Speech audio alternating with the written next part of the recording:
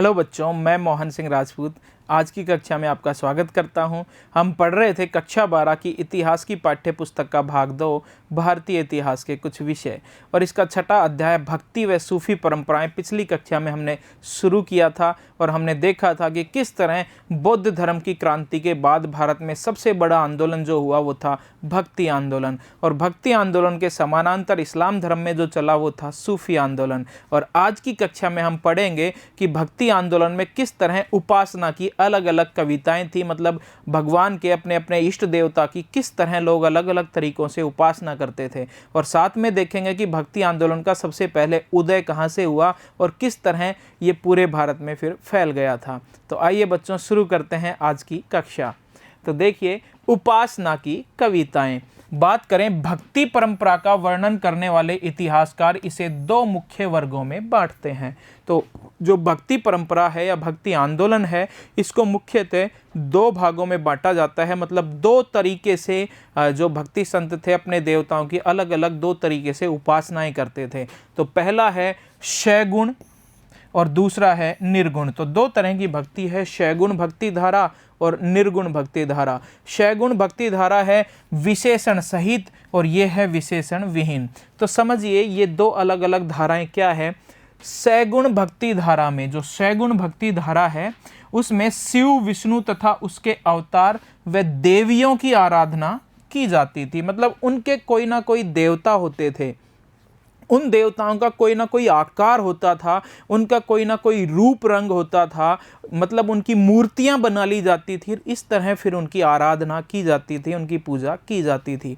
तो फिर से देखिए, सैगुण भक्ति धारा में शिव विष्णु तथा उसके अवतार और साथ में देवियों की आराधना की जाती थी, जिनकी मूर्त रूप में अवधारणा हुई, मतलब जिनका कोई रूप रंग है। ऐसा माना जाता है कि विष्णु भगवान है या साथ में शिव हैं, इनका हम देखते हैं कि शिव की अलग तरह की कोई मूर्ति है, कोई रूप रंग है शिव जी का, विष्णु का भी कोई रूप रंग है, उनका कोई आकार है। तो साकार रूप में जो अपने भगवान की आराधना करते हैं वो संत कौन से कहलाएंगे? शैगुण भक्ति धारा के संत। ठीक है, मतलब वो मूर्ति पूजा करेंगे, सभी तरह के कर्म कांड अपनाएंगे। और दूसरे होते हैं निर्गुण या मतलब विशेषण विहीन। निर्गुण भक्ति परंपरा में अमूर्त निराकार ईश्वर की उपासना की जाती है। निर्गुण भक्ति धारा के जो संत हैं वो मानते हैं कि ईश्वर का कोई आकार नहीं होता, उसका कोई रूप रंग नहीं होता, वो हर जगह और हर वस्तु में मौजूद हैं। इसलिए वो निराकार बिना आकार के ईश्वर की पूजा करते हैं। वो मूर्ति पूजा और कर्मकांड में भी विश्वास नहीं रखते। किनकी बात कर रहे हैं? निर्गुण भक्ति धारा की। तो उम्मीद है आपको शैगुण और निर्गुण भक्ति धारा अच्छे से समझ में आ गए होंगे। आगे देखिए, तमिलनाडु के आलवार और नैनार संत। अब हमने जो इस पाठ का परिचय हमने पढ़ा था उसमें बात की थी कि सबसे पहले भक्ति आंदोलन का उदय दक्षिण भारत में हुआ और दक्षिण भारत में आलवार और नैनार संतों ने इसे लोकप्रिय बनाया। आलवार संत वो होते थे जो भगवान विष्णु के उपासक थे और नैनार वो होते थे जो भगवान शिव के उपासक थे। तो देखिए इनके बारे में, लगभग 6वीं शताब्दी के प्रारंभ में भक्ति आंदोलन दक्षिण भारत में शुरू होता है। और आगे देखिए, दक्षिण भारत में ही आलवार जो कौन से थे? विष्णु भक्ति में तन्मय रहते थे, मतलब भगवान विष्णु के भक्त थे, और नैनार जो शिव के भक्त थे, के नेतृत्व में ये प्रारंभ हुआ था। तो भक्ति आंदोलन सबसे पहले दक्षिण भारत में शुरू हुआ और किन के नेतृत्व में शुरू हुआ? कुछ आलवार संत थे और कुछ नैनार संत थे। आलवार संत विष्णु की पूजा करते थे और नैनार संत भगवान शिव की पूजा करते थे। तो इस तरह दक्षिण भारत में भक्ति आंदोलन शुरू हुआ और इन दो प्रकार के संतों ने फिर इस भक्ति आंदोलन को दक्षिण भारत में ही लोकप्रिय बनाया। देखिए आगे, आलवार व नैनार संत एक स्थान से दूसरे स्थान पर भ्रमण करते हुए अपने इष्ट विष्णु व शिव की स्थिति में भजन गाते थे। मतलब ये आलवार और नैनार संत एक स्थान से दूसरे स्थान पर भ्रमण करते रहते थे और अपने अपने देवता, जो आलवार है वो विष्णु के और जो नैनार है वो शिव के भजन गाते हुए घूमते रहते थे, भ्रमण करते रहते थे। आगे देखिए, उस भ्रमण या यात्रा के दौरान आलवार व नैनार संतों ने कुछ पावन व पवित्र स्थलों को अपने इष्ट देव का निवास घोषित किया। तो ये घूमते रहते थे आलवार और नैनार संत, इन्होंने कुछ स्थान चुन लिए और वहाँ पर ये कुछ दिन रुके और साथ में इन्होंने कह दिया कि ये ही हमारे इष्ट देव का पावन स्थल है। मतलब अपने अपने एक स्थल इन्होंने चुन लिए कि ये हमारे इष्ट देव का स्थल है और ये हमारे इष्ट देव का स्थल है, और वहीं पर वो रहने लगे, वहीं पर अपने अपने इष्ट की उपासना करने लगे और आगे जाके वो ही फिर उनके तीर्थ स्थल बन गए। वहीं पर फिर बाद में बड़े बड़े मंदिर बनने लग गए और वहीं पर फिर ये संत रहने लग गए। तो देखिए, बाद में इन्हीं स्थानों पर विशाल मंदिरों का निर्माण किया गया और ये स्थल तीर्थ स्थल के रूप में माने गए।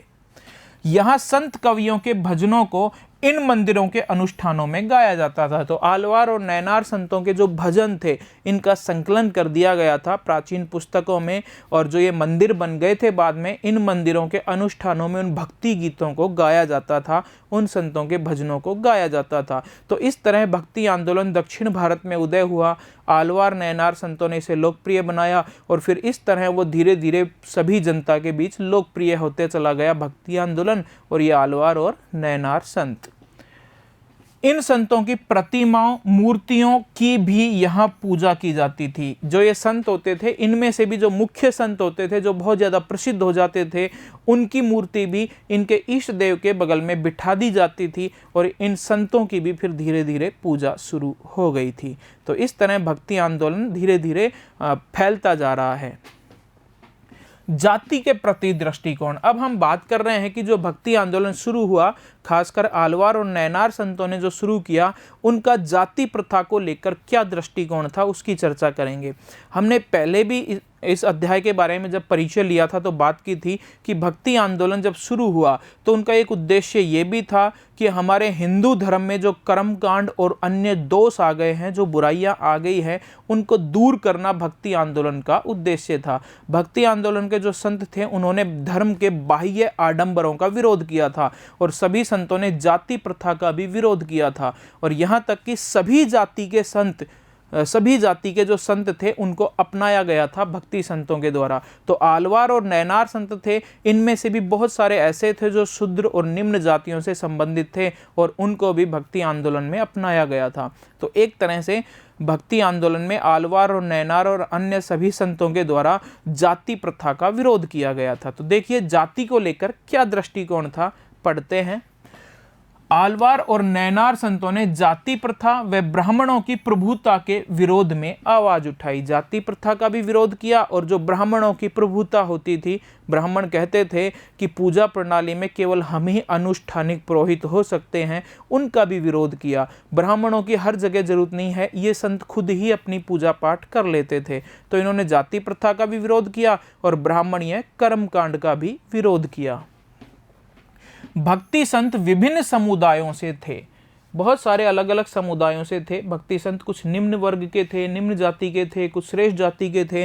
तो वही बात कर रहे हैं कि भक्ति संत विभिन्न समुदायों से थे, जैसे ब्राह्मण भी थे, शिल्पकार भी थे, किसान भी थे, और कुछ तो उन जातियों से आए थे जिन्हें अस्पृश्य माना जाता था, अछूत माना जाता था, दलित कहते थे या निम्न वर्ग होता था। उनसे भी कुछ संत आते थे और उनको भी सम्मानजनक स्थान मिलता था। आलवार संतों के एक मुख्य काव्य संकलन, जो आलवार संत थे, इनके भक्ति गीतों को जिस ग्रंथ में संकलित किया गया अब उसकी बात कर रहे हैं।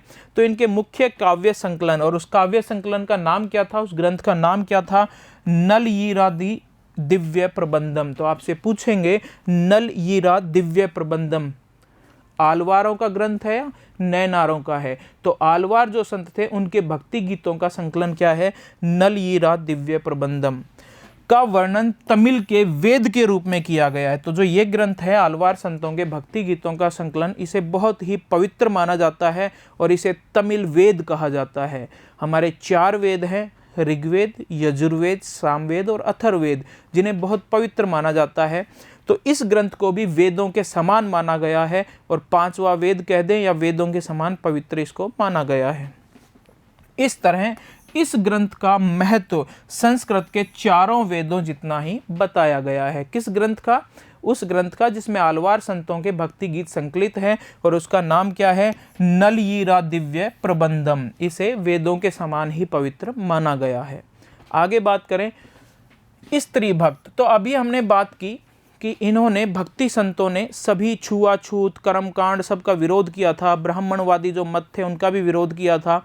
तो इन्होंने लिंग के आधार पे भी भेदभाव नहीं किया। बहुत सारी स्त्रियां भी संत बन जाती थी और स्त्रियों के साथ भी भेदभाव नहीं किया। स्त्री भी नयनार और आलवार संतों में शामिल थी। तो देखिए स्त्रियों के बारे में, दक्षिण भारत में भक्ति परंपरा की सबसे बड़ी विशिष्टता इसमें स्त्रियों की उपस्थिति थी। तो आलवार और नयनार जो संत थे इनमें स्त्रियां भक्ति संत भी थी और ये एक बड़ी विशिष्टता है दक्षिण भारत के भक्ति आंदोलन की। एक स्त्री का नाम है अंडाल। तो ध्यान रखना, अंडाल एक स्त्री भक्ति संत थी जो आलवार संतों से संबंधित थी, मतलब विष्णु की भक्त थी। तो देखिए अंडाल नामक अलवार मतलब विष्णु भक्त स्त्री के भक्ति गीत व्यापक रूप से गाए जाते थे तथा आज भी गाए जाते हैं। तो अंडाल क्या थी? एक तमिल क्षेत्र दक्षिण भारत में स्त्री भक्ति संत थी, महिला भक्ति संत थी जो विष्णु की भक्त थी, इसलिए अंडाल संप्रदाय से वो संबंधित थी। अंडाल जो है वो आलवार संप्रदाय से संबंधित थी। आगे बात करें, इसी प्रकार एक स्त्री शिव भक्त भी थी, मतलब नयनारों में भी एक स्त्री भक्ति संत थी। उसका क्या नाम था? करईककाल अम्मैयार, ये इनका नाम था। दक्षिण की थी, थोड़ा कठिन नाम है। क्या नाम था? नयनार भक्ति संत, भक्ति स्त्री जो नयनार भक्तों में एक स्त्री भक्ति संत थी उसका करईककाल अम्मैयार। इन्होंने भक्ति हेतु घोर तपस्या का मार्ग अपनाया था। इनकी बात कर रहे हैं। आगे बात करें, नयनार मतलब शिव भक्त परंपरा में उनकी कविताओं और रचनाओं को सुरक्षित किया गया है। आगे बात करें कि जो स्त्रियां हैं इनकी, कि इन स्त्रियों ने अपने सामाजिक कर्तव्यों का परित्याग किया। जो समाज में स्त्री के कर्तव्य माने जाते हैं कि वो तो घरेलू काम ही करेंगी, घर के अंदर ही रहेंगी, उन सब का इन्होंने परित्याग किया। एक तरह से इन्होंने पितृसत्तात्मक जो समाज था उसको चुनौती पेश की थी। तो देखिए ये भिक्षुणी समुदाय का या अन्य वैकल्पिक व्यवस्था की सदस्य नहीं बनी थी। इनकी रचनाओं और जीवन पद्धति से ऐसा प्रतीत होता है कि इन्होंने उस समय प्रचलित पितृसत्तात्मक आदर्शों को चुनौती दी थी। तो ये जो भक्ति आंदोलन है इसने हमारे समाज में जितनी भी बुराइयां व्याप्त थी, यहाँ तक कि स्त्री और पुरुषों में जो भेद किया जाता था उसे भी समाप्त करने की कोशिश की और पितृसत्तात्मक समाज को भी चुनौती पेश की। तो आइए बच्चों आगे बढ़ते हैं।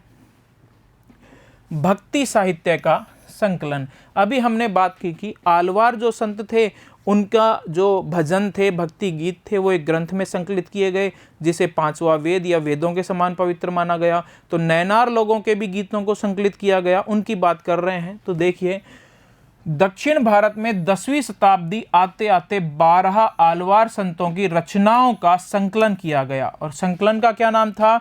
नलयिदिरा दिव्य प्रबंधम। तो इस संकलन को नलयिदिरा दिव्य प्रबंधम नाम से जाना जाता है। इसका अर्थ है 4000 पावन रचनाएं। तो जो ये शब्द है इसका अर्थ क्या है? 4000 पावन रचनाएं। 10वीं शताब्दी में अपार समंदर, ये भी एक संत का नाम है। आलवार भक्ति संतों में से एक संत का नाम है अपार समंदर और दूसरे का नाम है सुंदरार की भक्ति कविताएं तवरम नाम से संकलन में रखी गई थी। एक और जो भक्ति गीतों का संकलन है वो कौन सा है? तवरम। और तवरम जो ग्रंथ है उसमें कौन कौन से संत के भक्ति गीत शामिल किए गए हैं? अपार समंदर और सुंदरार के। आइए बच्चों आगे, राज्य के साथ संबंध। देखिए जितने भी ये भक्ति संत थे धीरे धीरे में जो अलग अलग संप्रदाय बन गए थे कि शिव के उपासक थे उन्हें शैव कहते थे या दक्षिण भारत में उन्हें नयनार कहा जाता था। विष्णु के उपासक थे उन्हें वैष्णव कहते थे, दक्षिण भारत में उन्हें एलवार कहते थे।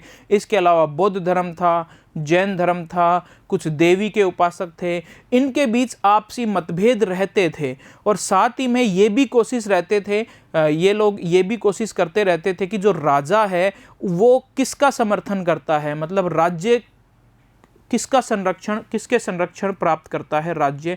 ये भी इनके बीच ये कंपटीशन मतलब प्रतिस्पर्धा की भावना इनमें रहती थी। तो देखिए प्रथम सहस्त्राब्दी ईस्वी के उत्तरार्ध में तमिल क्षेत्र में कई राज्यों का उद्भव व विकास हुआ। कई सारे राज्य तमिल क्षेत्र में थे जिनमें मुख्य कौन थे? पल्लव और पांड्य राज्य शामिल थे। इस समय दक्षिण भारत में जैन व बौद्ध धर्म मौजूद थे। इस समय तक प्रथम सहस्त्राब्दी ईस्वी में जब पल्लव और पांड्य राज्यों का उदय हुआ, जब वहाँ मुख्य प्रचलित धर्म कौन से थे? जैन व बौद्ध। लेकिन जो शासक वर्ग थे वो जैन व बौद्ध धर्म को नहीं अपनाते थे। जैन व बौद्ध धर्म को किन लोगों का ज़्यादा समर्थन मिल रहा था? तो देखिए, इन धर्मों को व्यापारी व शिल्पी वर्ग का आश्रय प्राप्त था। जो व्यापारी थे और शिल्पी वर्ग थे वो कौन से धर्म का ज़्यादा समर्थन कर रहे थे? बौद्ध व जैन धर्म का ज़्यादा वो समर्थन कर रहे थे। व्यापारी और शिल्पियों का आश्रय प्राप्त था, मतलब धन मिल जाता था, संतों के रहने की व्यवस्था वो लोग कर देते थे, और इन लोगों ने इन धर्मों को धीरे धीरे अपनाना भी शुरू कर दिया था। आगे देखो, इन धर्मों को राजकीय आश्रय, संरक्षण और अनुदान यदा कदा ही प्राप्त होता था। बौद्ध व जैन धर्मों को राजकीय आश्रय या अनुदान कभी कभी ही प्राप्त होता था। राज्य अनुदान इनको ज़्यादा प्राप्त नहीं होता था। लेकिन शिल्पी और व्यापारी वर्गों में ये बौद्ध और जैन धर्म विशेष लोकप्रिय हो रहे थे। तत्कालिक तमिल भक्ति रचनाओं की एक मुख्य विषय वस्तु बौद्ध व जैन धर्म के प्रति उनका विरोध है। जो आलवार और नैनार संत थे उन्होंने बौद्ध और जैन धर्म का विरोध किया, क्योंकि वो व्यापारी और शिल्पी वर्गों में विशेष प्रसिद्ध हो रहे थे। इसलिए मैंने बताया कि इन सभी धर्मों में आपसी मतभेद होते थे, सभी अपने देवता को श्रेष्ठ मानते थे। तो इस तरह उनकी रचनाओं में, आलवार और नैनार भक्ति संत हैं, उनकी रचनाओं में हमें ये देखने को मिलता है कि वो लोग जैन व बौद्ध धर्म का विरोध कर रहे थे। इतिहासकारों के अनुसार विरोध का मुख्य कारण, अब ये विरोध क्यों करते थे? तो अभी हमने बात की कि राजा का संरक्षण प्राप्त करने के लिए हर संप्रदाय के लोग, हर धर्म के लोग मानते थे कि राजा का संरक्षण हमें प्राप्त हो, इसलिए इनमें आपस में मतभेद होते थे। तो इतिहासकारों के अनुसार विरोध का मुख्य कारण धार्मिक समुदाय में राजकीय अनुदान को लेकर मुकाबला रहता था कि राजा किस धर्म का समर्थन करे।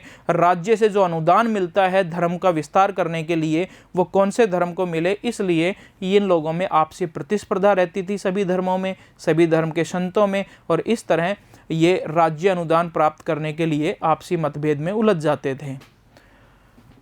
9वीं से 13वीं शताब्दी के मध्य दक्षिण भारत में शक्तिशाली चोल सम्राटों ने ब्राह्मणीय और भक्ति परंपरा को समर्थन दिया। अब देखो, पहले पल्लव और दूसरे राजवंश की बात की, अब हम बात कर रहे हैं चोल वंश। तो जो चोल सम्राट थे इन्होंने ब्राह्मण धर्म का वहां पर समर्थन किया, जैन व बौद्ध का समर्थन नहीं किया। इन्होंने विष्णु और शिव मंदिरों के निर्माण हेतु खूब सारे भूमि अनुदान दिए। किन्होंने? चोल सम्राटों ने शिव और विष्णु मंदिरों के निर्माण के लिए, मतलब नैनार और आलवार, या कह दें शैव और वैष्णवों को खूब भूमि अनुदान दिए, उनको राजकीय संरक्षण दिया। चोल सम्राटों की मदद से दक्षिण में बहुत सुंदर सुंदर मंदिर बने थे। आज हम जो दक्षिण भारत के श्रेष्ठ मंदिर देखते हैं लगभग ज़्यादातर चोल राजाओं के द्वारा बनवाए गए थे। तो चोल सम्राटों ने मुख्यतः शिव के वो उपासक थे और उन्होंने मुख्यतः शैव मंदिरों का ही निर्माण करवाया, जिनमें मुख्य हैं चिदम्बरम, तंजावुर और गंगकोंडचोलपुरम में विशाल शिव मंदिरों का निर्माण करवाया। तो जो चोल सम्राट है इन्होंने मुख्यतः कौन से धर्म का समर्थन किया? हिंदू धर्म में जो शिव के उपासक थे, शैव धर्म के ये उपासक थे। इन्होंने भगवान शिव की आराधना में या शिव की भक्ति के लिए चिदम्बरम, तंजावुर और गंगकोंडचोलपुरम में विशाल मंदिरों का निर्माण करवाया। देखिए ये मंदिर कितने शानदार हैं। तो आपको दिख रहा होगा ये ऊपर, ये चिदम्बरम मंदिर है, ये वाला है चिदम्बरम मंदिर। इतना शानदार कलाकृति यहाँ पर की गई है, चोल सम्राटों के द्वारा ये बनवाया गया। दूसरे नंबर का आपको दिख रहा होगा तंजावुर का मंदिर। ये भी बहुत ही विशाल और श्रेष्ठ है, जो कि चोल राजाओं के द्वारा बनवाया गया था। और एक है गंगकोंडचोलपुरम, जो इनकी राजधानी होती थी, वहाँ पर भी एक विशाल मंदिर का निर्माण करवाया। तो इस तरह चोल सम्राटों के द्वारा भगवान शिव की उपासना में ये मंदिर बनवाए गए थे। तो ध्यान रखना, चिदम्बरम, तंजावुर और गंगकोंडचोलपुरम में विशाल शैव मंदिरों का निर्माण किस वंश के शासनकाल में हुआ? चोल वंश के शासनकाल में इन मंदिरों का निर्माण करवाया गया। आगे देखें, कांस्य से ढाली गई शिव प्रतिमाओं का निर्माण भी इसी काल में हुआ। आपने जरूर देखी होगी कांसे से बनी हुई शिव प्रतिमाएं। जैसा कि आपको दिख रहा होगा, ये जो प्रतिमा है ये भगवान शिव की नाचती हुई मुद्रा में कांसे से बनी हुई प्रतिमा है, जिसे हम नटराज शिव कहते हैं। तो ये भी सबसे पहले किस काल में बनी? तो चोल जो सम्राट थे उनके शासन काल में ही नटराज शिव की सबसे पहले मूर्ति बनी थी। दक्षिण में आलवार और नैनार संत वेल्लाल कृषकों से सम्मानित होते थे। तो देखिए, वेल्लाल, दक्षिण भारत में वेल्लाल कृषक वो कृषक होते थे जो मतलब शक्तिशाली कृषक समुदाय था, उन्हें क्या कहते थे? वेल्लाल कृषक समुदाय। और वेल्लाल कृषक समुदायों में कौन से धर्म ज्यादा लोकप्रिय थे? नैनार और आलवार। अब जो राजा था वो भी चाहता था कि मैं वेल्लाल कृषकों का समर्थन प्राप्त करूं, और इसलिए मुझे उनके धर्म का समर्थन करना होगा। इसलिए चोल सम्राटों ने भी नैनार और आलवार धर्मों का समर्थन किया, ताकि वो वेल्लाल कृषकों का भी समर्थन प्राप्त कर सकें। तो वेल्लाल कृषक हैं, ये कौन है? दक्षिण भारत में जो शक्तिशाली कृषक समुदाय होते थे उन्हें वेल्लाल कृषक कहते थे। तो तत्कालिक शासकों ने इसी कारण से उनका समर्थन पाने का प्रयास किया। किनका? वेल्लाल कृषकों का समर्थन पाने का प्रयास किया तत्कालिक शासकों ने, इसलिए उन्होंने इन धर्मों को बढ़ावा देने की कोशिश की। चोल सम्राटों ने देवीय समर्थन या अंश होने का भी दावा किया था। चोल सम्राटों ने कहा कि हमें भगवान शिव या भगवान विष्णु का आशीर्वाद प्राप्त है, इसीलिए हम शासन कर रहे हैं। तो वही बात है कि इन्होंने दैवीय समर्थन या अंश होने का भी समर्थन किया था। आगे बात करें, सत्ता के प्रदर्शन के लिए सुंदर मंदिरों का निर्माण करवाया। चोल शासकों ने अपनी सत्ता का प्रदर्शन करने के लिए बड़े बड़े विशाल मंदिरों का उन्होंने निर्माण करवाया। मंदिरों में सुंदर पत्थर व धातुओं से सुसज्जित मूर्तियां बनवाई। मंदिरों के अंदर बहुत ही शानदार धातुओं से, जैसे अभी हमने बात की कि कांसे से निर्मित भगवान शिव की मूर्ति भी चोल काल में बनी थी, जिसे हम नटराज शिव कहते हैं। तो ऐसी बहुत ही शानदार मूर्तियां इन्होंने मंदिरों में बनवाई। चोल सम्राट का नाम है परांतक प्रथम। तो परांतक प्रथम के बारे में देखिए, संत कवि अपार समंदर और सुंदरार की धातु प्रतिमाएं एवं शिव के मंदिर में स्थापित करवाई, जिन्हें उत्सव में एक जुलूस में निकाला जाता था। तो बता रहे हैं कि एक चोल सम्राट था जिसका नाम था परांतक प्रथम। इसने 2 नैनार संतों की प्रतिमाएं बनवाई, उनका नाम है अपार समंदर और सुंदरार। इनकी धातु से प्रतिमाएं बनवाई और इन्हें एक शिव मंदिर में स्थापित करवाया। जब कभी उस मंदिर में उत्सव वगैरह मनाया जाता था तो इन मूर्तियों को जुलूस के साथ निकाला जाता था। तो बच्चों, उम्मीद है आज की कक्षा आपको पसंद आई होगी। अगली कक्षा में हम इसी अध्याय का अगला भाग पढ़ेंगे। बहुत बहुत धन्यवाद।